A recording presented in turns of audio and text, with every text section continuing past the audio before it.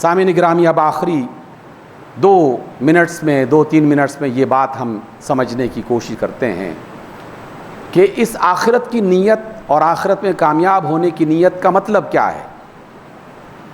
کیا صرف یہ کہ میں اللہ کو مانتا ہوں، میں رسول کو مانتا ہوں، میں آخرت کو مانتا ہوں، میں جنت دوزخ کو مانتا ہوں، بس نیت کر لی اور اس کے بعد آخرت ٹھیک ہو جائے گی؟ ایسا نہیں ہے۔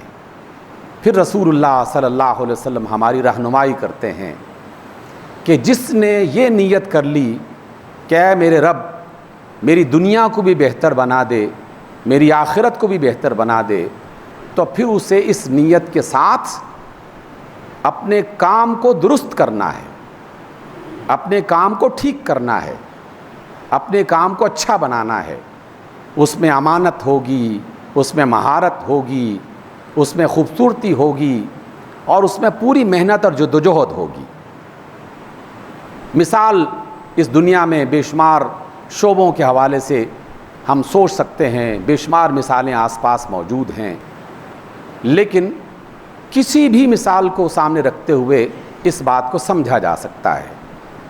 مثلا میں ایک ملازم ہوں، ایک دفتر میں کام کرتا ہوں۔ نیت میں نے یہ کی اپنے رب سے کہ اللہ میری دنیا کو بھی اچھا بنا دے، میری آخرت کو بھی اچھا بنا دے۔ اب میں کسی بھی دوسرے فرد کی طرح دفتر میں جاؤں گا اپنے وقت پہ، اسی طرح فائلیں دیکھوں گا، اسی طرح کیسز پڑھوں گا، لیکن میرا رویہ اور ایک اللہ کو نہ ماننے والا اور آخرت پر یقین نہ رکھنے والا، دونوں کا رویہ مختلف ہوگا۔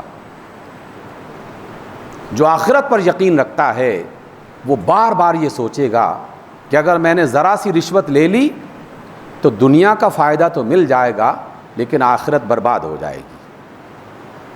کوئی میکینک ہے، آپ اپنی گاڑی اس کے پاس لے کے گئے اور وہ اپنے رب سے یہ کہتا ہے کہ اے میرے رب جو تو نے مجھے مہارت اور ہنر دے رکھا ہے، میں اس سے رزق حلال کمانا چاہتا ہوں، دنیا میں بھی خوش ہونا چاہتا ہوں اور آخرت میں بھی کامیاب ہونا چاہتا ہوں۔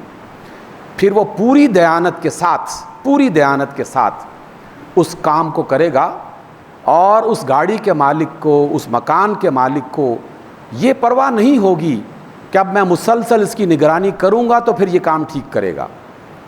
یہ خدشہ نہیں ہوگا کہ کہیں یہ اس میں سے گھپلا نہ کر لے، کوئی پرزہ نہ بدل دے، کوئی کام خراب نہ کر دے، اس لیے کہ اس نے تو اپنے اللہ سے یہ وعدہ کر رکھا ہے کہ اے اللہ میں دنیا اور آخرت دونوں میں کامیاب ہونا چاہتا ہوں۔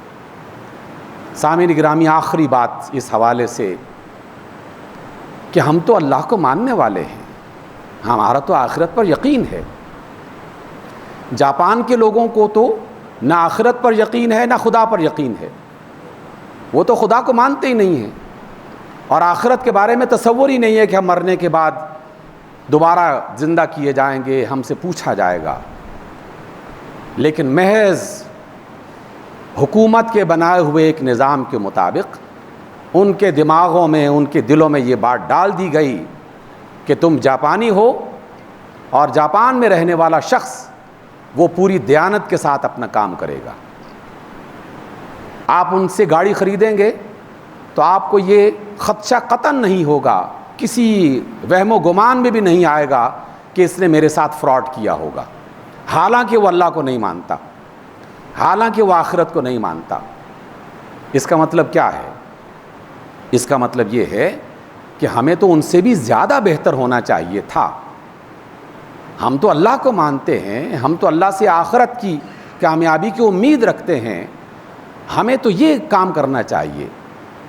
جس شخص نے بھی اپنا کاروبار، اپنا ہنر، اپنی صلاحیت اللہ کو سامنے حاضر اور ناظر رکھتے ہوئے، سمجھتے ہوئے دیانت کے ساتھ کیا، تو اللہ کا وعدہ ہے کہ میں اس کے کام کی قدر کروں گا، اور قدر کے نتیجے میں اس کی دنیا کو بھی بہتر بناؤں گا اور اس کی آخرت کو بھی بہتر بناؤں گا۔ اب آپ میں سے ہر ایک شخص اپنے اپنی جاب، اپنے اپنے ہنر، اپنے اپنے کام کے بارے میں سوچے اور دنیا اور آخرت میں کامیابی کی نیت اس کو تازہ کرے، اور پھر غور کرے کہ میں اپنے اس کام میں رہتے ہوئے اس کو بہتر کیسے بنا سکتا ہوں تاکہ دنیا میں ایک کامیاب فرد بن کے رہوں اور آخرت بھی میری برباد نہ ہو۔ یہ ہمیں سوچنا ہے. آپ سوچیے اور اگلی ملاقات تک انشاءاللہ میں بھی آپ کے ساتھ سوچتا ہوں اور کچھ مزید باتیں اس حوالے سے رسول اللہ صلی اللہ علیہ وسلم نے جو ہمیں سکھائی ہیں ان کو سمجھنے کی کوشش کریں گے. اللہ تعالیٰ مجھے بھی شعور اور عمل کی توفیق عطا فرمائے اور آپ کو بھی. اقول قولی ھذا واستغفر اللہ لی ولکم.